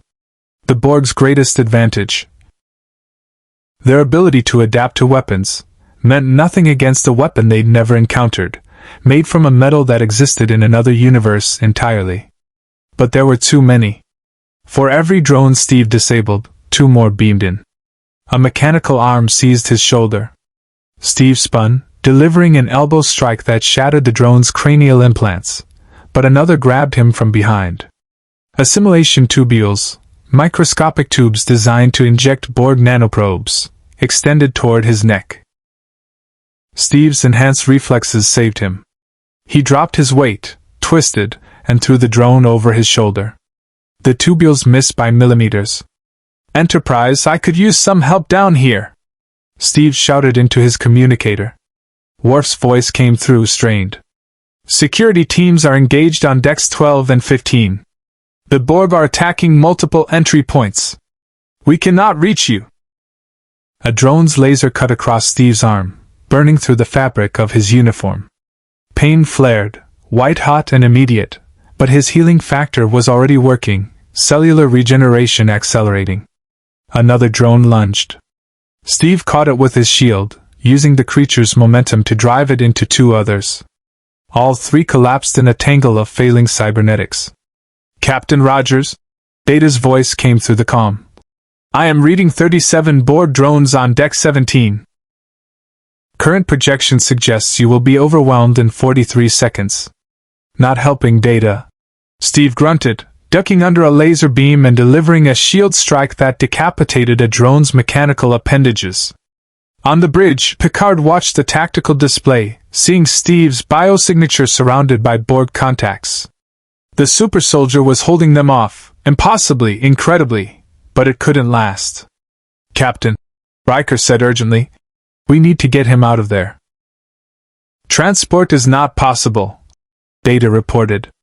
"The Borg are flooding Deck 17 with transporter jamming signals." Picard's hands clenched. He was watching a man fight and die for his ship, and there was nothing he could do. Then Q appeared on the bridge in his characteristic flash of light. Well, Q said, his tone maddeningly cheerful. "Your little primitive is putting up quite a fight.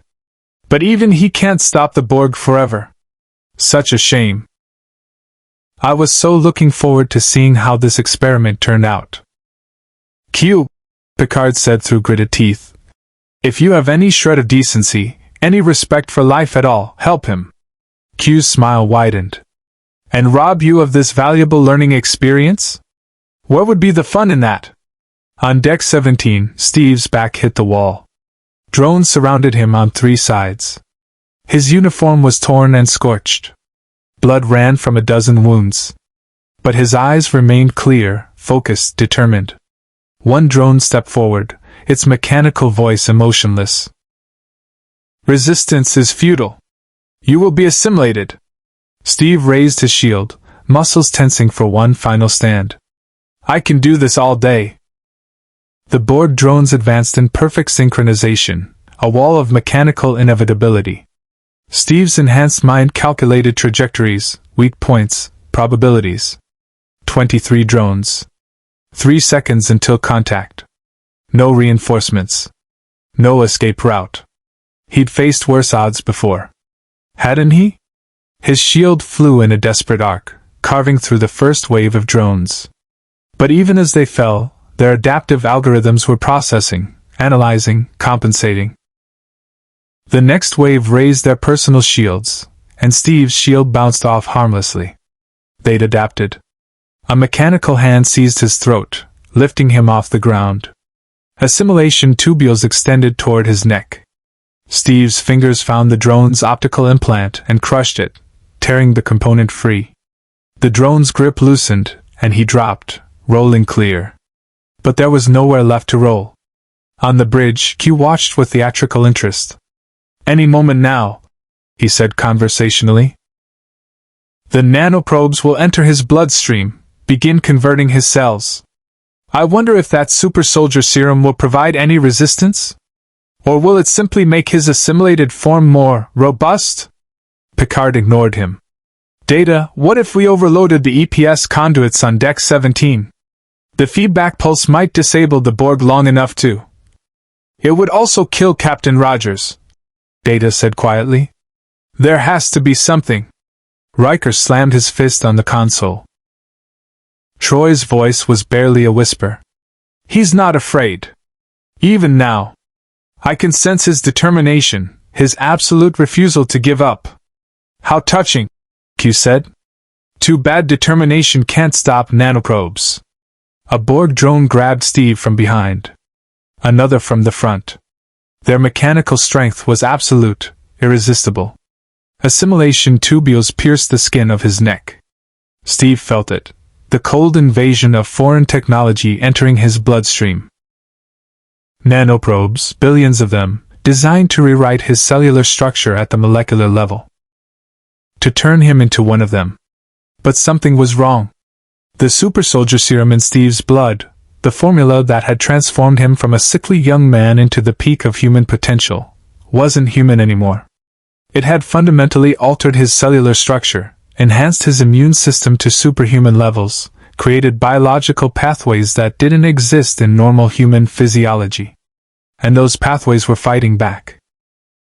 Steve felt his healing factor engage at a level he never experienced before.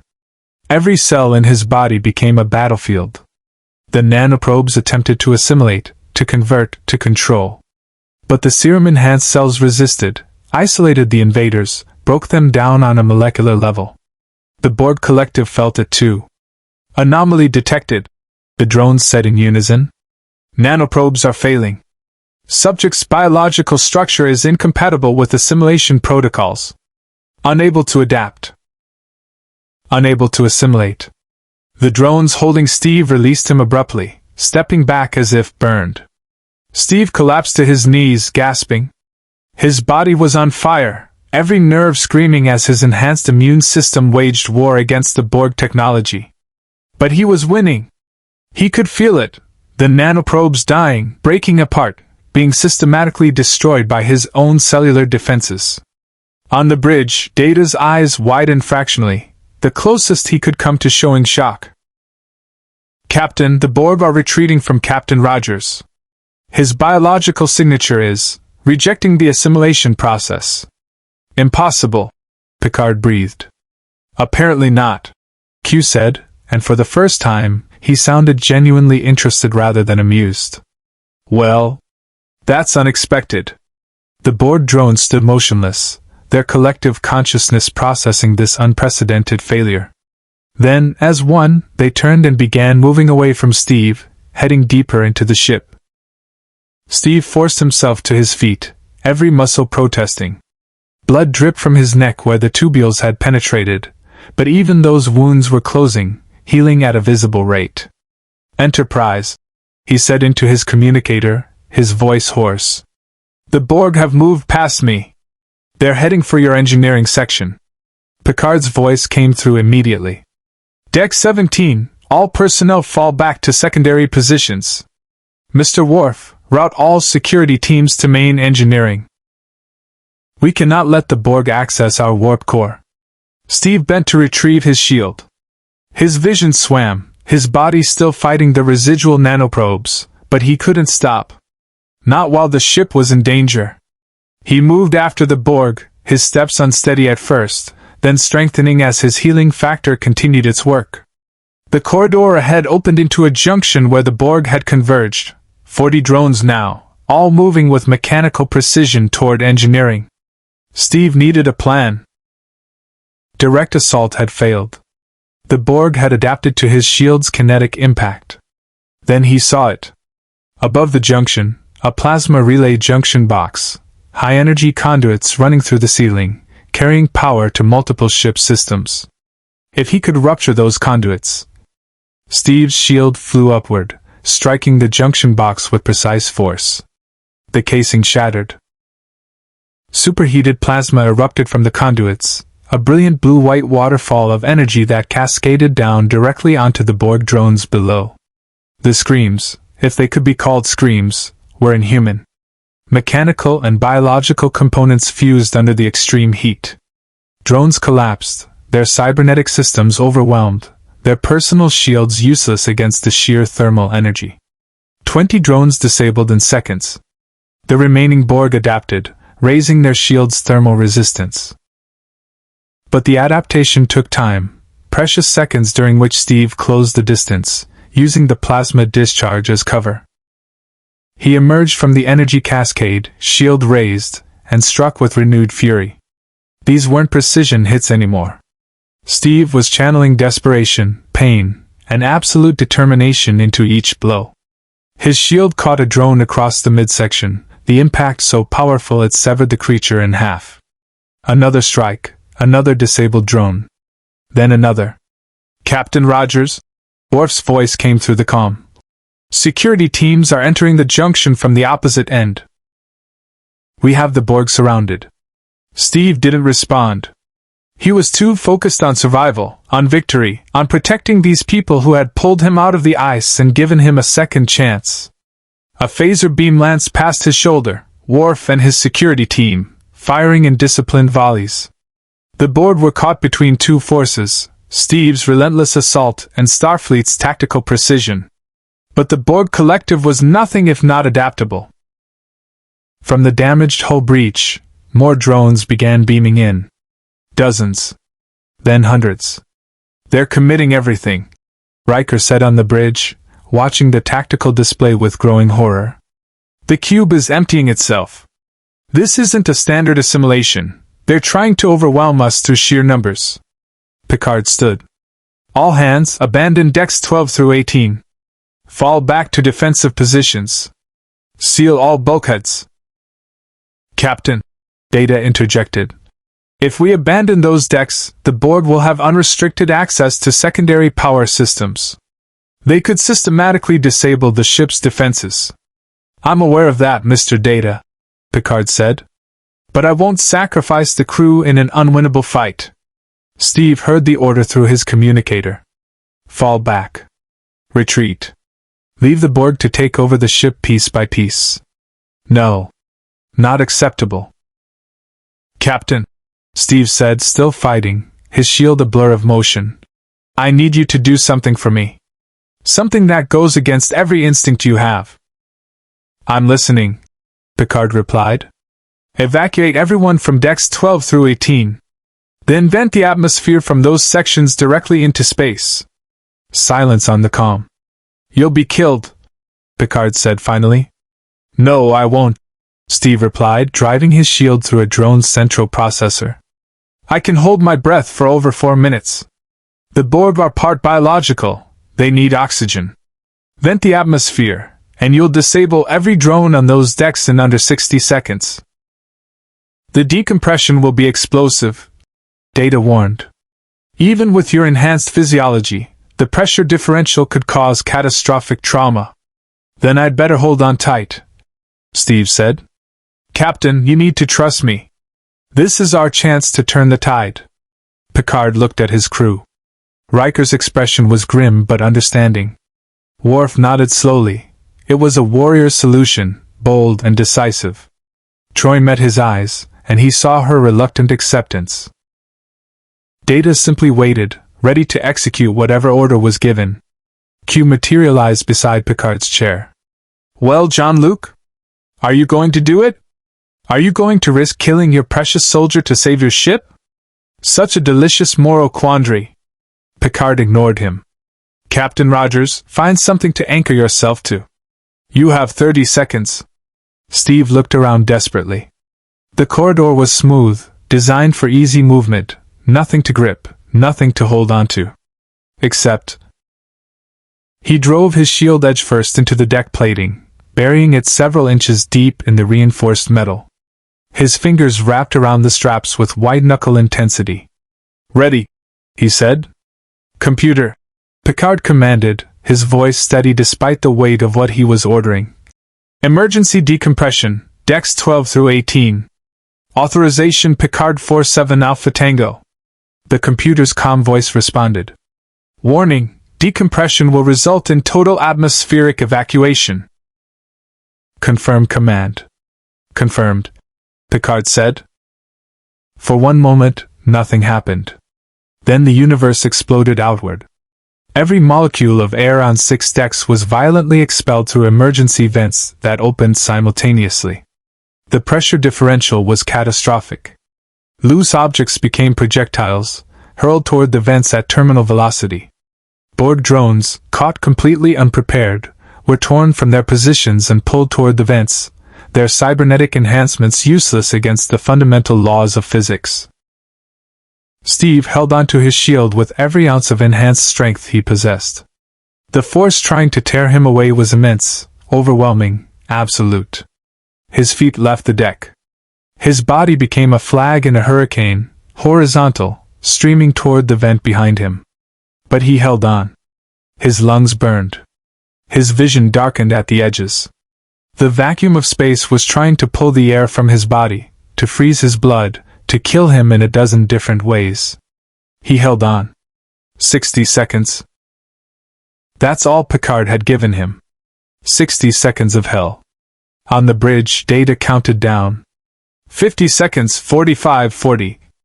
Troy's hands were clasped together, her empathic senses overwhelmed by Steve's pain and determination. 30 seconds, 25. Q watched with genuine fascination. He might actually survive this. How extraordinarily unlikely. 15 seconds, 10. Picard gripped his chair. Computer, stand by to restore atmosphere on my mark. 5 seconds. 4, 3, 2, 1. Now! Picard commanded. Atmosphere rushed back into the evacuated decks, a roaring wall of oxygen and nitrogen. Steve gasped, his lungs expanding painfully as air returned. He collapsed, still gripping his shield, his body shaking with exhaustion and oxygen deprivation. Captain Rogers, report? Picard said urgently. For a long moment, no response. Then, still here, Captain. And the Borg aren't. Data confirmed it. All Borg drones on the affected decks have been disabled or expelled. The cube is withdrawing. On the view screen, the massive Borg cube was indeed pulling back, its transwarp conduit opening. We are the Borg, the collective voice said one final time. The enhanced human designated Steve Rogers represents a biological anomaly incompatible with assimilation. This distinctiveness is problematic. We are withdrawing to analyze this data. You will not be pursued at this time. The cube vanished into its transwarp conduit, leaving the Enterprise battered but victorious. Picard allowed himself to breathe. Medical teams to all affected decks. Mr. O'Brien, beam Captain Rogers directly to sickbay. Q materialized in front of Picard, his expression unreadable. Well, Jean-Luc. Your primitive soldier just did what Starfleet couldn't do at Wolf 359. He made the Borg retreat. Tell me, was I wrong about your evolved humanity? Or was I right that you needed someone like him to remind you what it takes to survive? Picard met Q's gaze evenly. You were wrong, Q. And you were right. We haven't lost our ability to fight. We've simply chosen to make it our last resort rather than our first response. Captain Rogers showed us that sometimes, that last resort is necessary. But he also showed us that courage and sacrifice transcend any era. Q smiled, a genuine smile, not his usual mocking smirk. Perhaps there's hope for your species yet. He vanished. The Enterprise limped towards Starbase 234 at reduced warp, its hull scarred by Borg weapons, multiple decks still undergoing emergency repairs. In sickbay, Dr. Crusher had finally released Steve from her care after 3 days of observation that had left her medical staff both amazed and deeply unsettled by his healing capabilities. The nanoprobes were gone, completely eradicated by his enhanced immune system. The wounds from vacuum exposure had healed. Even the burns from plasma discharge and Borg weapons had faded to nothing. It was as if the battle had never happened, except for the memories and the questions it had raised. Steve stood in the observation lounge, watching stars stream past, when the door opened. He didn't need to turn to know it was Picard. "The crew has been asking about you," Picard said, moving to stand beside him at the viewport. "You've become something of a legend aboard the Enterprise. The man who survived Borg assimilation. The soldier who held off 200 drones while we vented 6 decks to vacuum. I was just doing what needed to be done," Steve replied. "No," Picard said quietly. "You were doing what you were trained to do. What you've always done. Fighting impossible odds to protect people who can't protect themselves." He paused. "I owe you an apology, Captain Rogers. When Q first brought you aboard, I saw you as a relic. A reminder of humanity's violent past that we'd evolved beyond. I was wrong." Steve turned to face him. "You weren't entirely wrong, Captain. I am a relic. A man out of time, out of place. But that doesn't mean the lessons of my era are obsolete. Nor does it mean our principles are naive," Picard countered, but without the edge that had defined their earlier debates. "We've both learned something these past weeks. You've seen that the Federation's commitment to diplomacy and restraint isn't weakness, it's a choice, one that requires as much courage as any battlefield. And I've been reminded that sometimes, moral clarity and decisive action are not contradictions." They stood in companionable silence for a moment. Then Riker, Data, Worf, and Troy entered the lounge. Behind them came several other senior officers, LaForge, Crusher, even Chief O'Brien. "Captain Picard," Data said, "we have received communication from Starfleet Command regarding Captain Rogers' status." Steve straightened. "They want to study me. Put me in a lab somewhere, figure out how the super soldier serum works in case they can replicate it." "Actually, no," Riker said, a slight smile crossing his face. "Admiral Nechayev was very specific. They want to offer you a position." Steve blinked. "A position?" Picard stepped forward.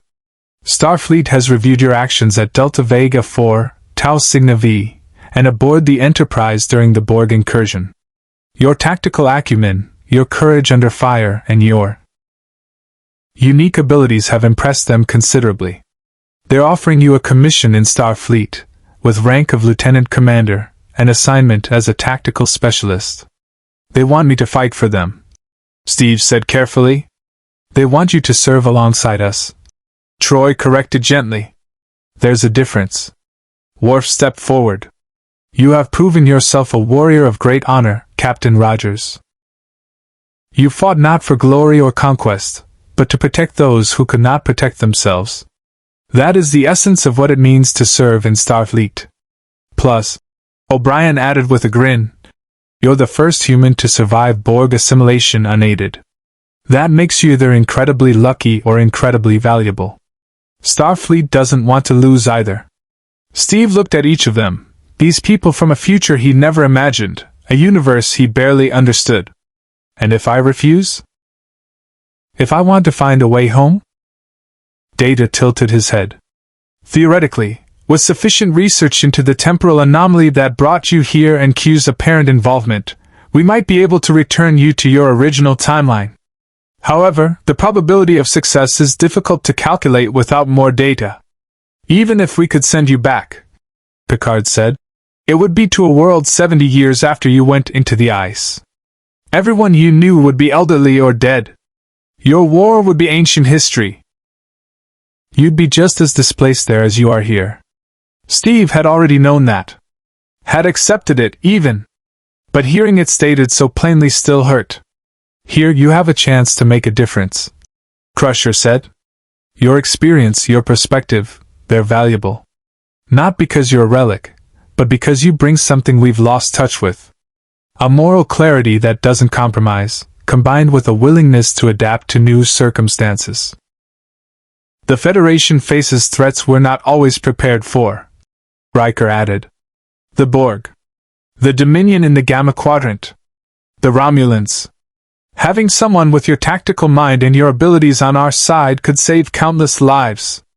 Steve walked back to the viewport, his reflection ghost-like against the stars. "I've been a soldier my entire adult life. Even when I woke up in the 21st century, I kept fighting because it was what I knew. What I was good at. But I always thought I was fighting for something specific: freedom, democracy, the people I cared about. And now? Troy asked. Now I don't know what I'm fighting for, Steve admitted. Your Federation is everything I dreamed of when I was lying in a foxhole in Europe, wondering if humanity would ever stop tearing itself apart. But it's also fragile in ways I don't think you fully appreciate. The Borg almost destroyed it. The Ferengi exploit its laws. And Q. He paused. Q brought me here to prove a point. That your evolution is incomplete. That you need someone like me to survive. Q is a provocateur, Picard said. His tests are designed to force us to question ourselves, to confront our assumptions. But that doesn't mean his conclusions are correct. Doesn't it? Steve turned back to them. Captain, you're one of the finest officers I've ever served with. Your crew is exceptional. But you almost let 400 people die on Tau Cygni V because you were trying to find a diplomatic solution to a hostage crisis. The Borg almost assimilated your ship because you hesitated to use extreme measures until there was no other choice. The words hung in the air. No one spoke. But, Steve continued, you also showed me something I'd forgotten. That strength without wisdom is just brutality. That fighting isn't always the answer. That sometimes, the harder choice is restraint. He looked at Picard directly. You taught me that, Captain. Even while I was teaching you that sometimes, restraint isn't enough. Picard nodded slowly. Then perhaps we've both grown from this experience. Perhaps, Steve agreed. He was quiet for a long moment, weighing his options, his future, his purpose. Then he made his decision. I'll accept Starfleet's commission. But with conditions. Name them, Picard said. I won't be a weapon you point at problems and expect me to solve them through force. I'll offer my tactical expertise, my combat experience, my abilities, but I won't compromise on what I believe is right. If Starfleet orders me to stand by while innocents suffer because of the Prime Directive or political considerations, I'll refuse that order. That's mutiny, Worf pointed out. That's integrity, Steve countered. And it's non-negotiable. Riker whistled softly. You're asking Starfleet to give you a commission while explicitly stating you'll disobey orders you disagree with. That's bold. It's honest, Steve said. I've seen what happens when good soldiers follow bad orders. I won't be that soldier. Not ever again. Picard considered this. Everything about Steve's condition violated Starfleet protocol, chain of command, military discipline. It was the kind of independence that could undermine the entire structure of organized military operation. It was also exactly what made Steve Rogers who he was. I'll forward your conditions to Admiral Nechayev, Picard said finally. I suspect there will be debate. But I'll also add my personal recommendation. Starfleet needs officers who can think independently, who can make hard choices in impossible situations.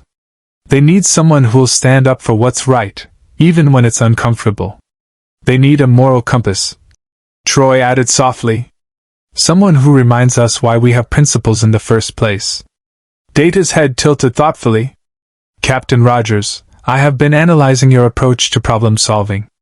You operate from a foundation of absolute moral clarity.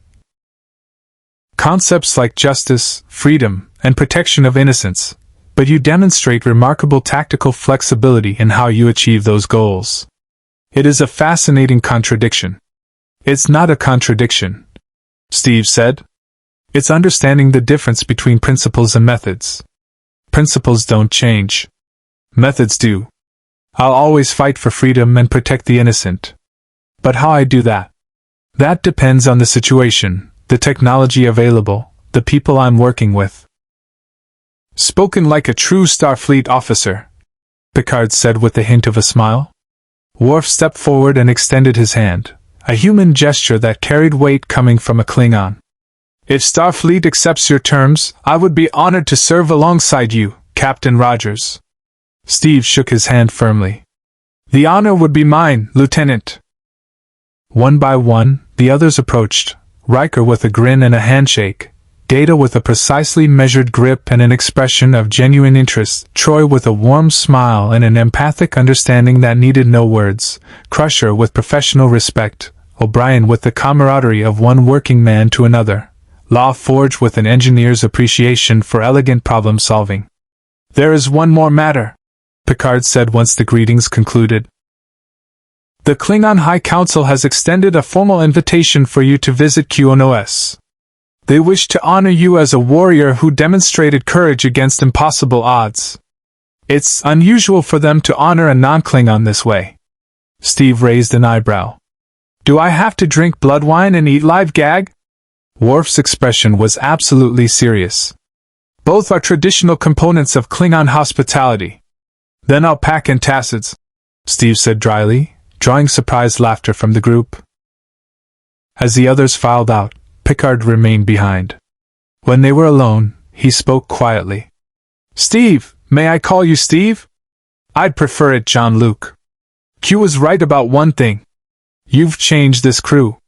Changed me. You've reminded us that evolution doesn't mean forgetting where we came from. It means building on that foundation." He paused. "I suspect your journey is far from over. The galaxy is vast, and there are challenges ahead that will test everything you believe. But I'm glad you'll face them with us." Steve looked out at the stars again. Infinite possibilities, infinite challenges, infinite opportunities to make a difference. "So am I, Captain. So am I." Later that evening, Steve found himself in 10 Forward, the Enterprise's lounge. Guinan stood behind the bar, her ageless eyes studying him with the perception of someone who'd seen more than she'd ever tell. "I hear congratulations are in order," she said, pouring him something that looked like whiskey but tasted like nothing he'd ever experienced. "News travels fast," Steve observed. "On a starship?" "Always." She leaned against the bar. "You know, I've met a lot of people over the years who were displaced in time. Most of them spend their lives looking backward, mourning what they've lost. But you're different. You look forward." "What choice do I have?" Steve asked. "The past is gone. All I can do is try to build a better future." "That's not a choice everyone makes," Guinan said wisely. "It takes courage to let go. To accept that home isn't a place or a time, it's wherever you choose to make a difference." Steve raised his glass. "To new homes, then." "To new homes," Guinan echoed. As he sat there, watching the stars and contemplating his future, Steve felt something he hadn't felt since waking up in the ice the first time. Hope. The universe was vast, complicated, and full of challenges that would test every principle he held dear. But it was also full of people worth fighting for, causes worth defending, and the chance to prove that some things, courage, sacrifice, standing up for what's right, transcended any era, any technology, any evolution of civilization. Captain America had entered the Star Trek universe as a relic of humanity's violent past. He would forge his place in it as a reminder of humanity's enduring capacity for heroism. And somewhere in the vast expanse of space, Q watched and smiled. The experiment had succeeded beyond his wildest expectations. 3 months after Steve Rogers accepted his commission in Starfleet, the Enterprise received new orders. A diplomatic mission to the Klingon homeworld, where Steve would be formally honored by the High Council, and where he would be offered something unprecedented, a position as tactical liaison between the Federation and the Klingon Empire. It was a role that required someone who understood both honor and pragmatism, warfare and diplomacy, tradition and adaptation. Someone who could speak the language of warriors while upholding the principles of peace. In short, it required someone exactly like Steve Rogers. But that mission would come later. For now, Steve stood in his new quarters aboard the Enterprise, modest by civilian standards, luxurious compared to military barracks of his era, studying the Starfleet uniform laid out on his bunk. Command red, with the insignia of a lieutenant commander. Beside it, his shield rested against the wall, vibranium surface reflecting the stars outside his viewport. 2 symbols. 2 eras. One man caught between them, forging a path forward. His communicator chirped. "Captain Rogers, this is the bridge. We're approaching the Calandra sector. Captain Picard requests your presence for a tactical briefing." "On my way," Steve replied, pulling on the uniform. It fit perfectly. Starfleet's replicator technology had taken his measurements and created something that moved with him, felt natural despite its 24th century materials. He attached his communicator badge and picked up his shield. Some things, no matter how advanced the universe became, remained essential. The bridge was a hive of controlled activity when he arrived. Picard looked up from a conversation with Data and nodded in greeting. "Lieutenant Commander Rogers," he said, the formality carrying warmth. "We've received intelligence that Romulan warbids have been conducting surveillance along this sector. Nothing overtly hostile, but their interest concerns Starfleet Command. I'd like your assessment of their likely tactical objectives." Steve moved to the tactical station beside Worf, studying the sensor displays. The Klingon officer had become something of a mentor in understanding modern warfare. Teaching Steve about disruptors, cloaking technology, and shield harmonics while Steve shared insights on small unit tactics and asymmetric warfare. "They're testing response times," Steve said after a moment, his tactical mind processing the patrol patterns. "See how these surveillance runs cluster around key shipping lanes? They're not gathering intelligence on our ships. They're mapping how quickly we can respond to incursions. That's reconnaissance for something bigger." Worf's expression hardened. "An invasion assessment. Maybe," Steve said. "Or leverage for negotiation. Show they could strike if they wanted to, then come to the table with demands." Picard nodded thoughtfully. "Data, correlate these movements with diplomatic communications from the Romulan Star Empire over the past 6 months. Look for patterns." "Aye, sir." As Data worked, Steve found himself reflecting on how much he'd learned, how much he'd changed. The Enterprise crew had taught him about the Federation's hard-won peace, about the delicate balance of power that kept hundreds of worlds from descending into war. He'd learned that in this future, victory wasn't measured in territory conquered but in conflicts avoided, in understanding achieved, in principles upheld. But he'd also taught them that principles without the will to defend them were just words. That sometimes, the greatest act of peace was the credible threat of overwhelming force. That diplomacy worked best when backed by strength. Q had called him a test. A challenge to prove whether the Federation's evolution was genuine or fragile. The answer, Steve had discovered, was both. The Federation was genuinely evolved, its commitment to peace, exploration, and diversity was real and admirable. But it was also fragile, requiring constant vigilance, constant choice, constant courage to maintain. Just like any civilization worth preserving. "Captain," Data announced, "I have found a correlation. Romulan diplomatic communications have increased significantly regarding territorial disputes in the Calandra sector.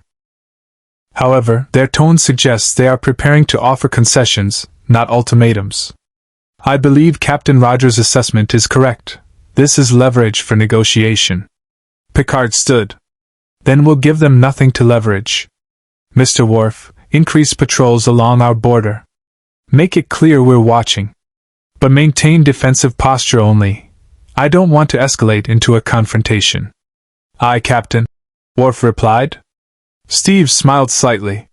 Strength and restraint. It was the balance Picard had mastered, the lesson Steve had needed to learn. Not every problem required his shield. But when it did, he would be ready. As the bridge crew executed their orders with practiced efficiency, Steve realized something profound. He'd spent his entire life fighting for an ideal, a world where people could live free from tyranny, where justice prevailed, where the weak were protected and the strong held accountable. That world existed here. Imperfect, certainly.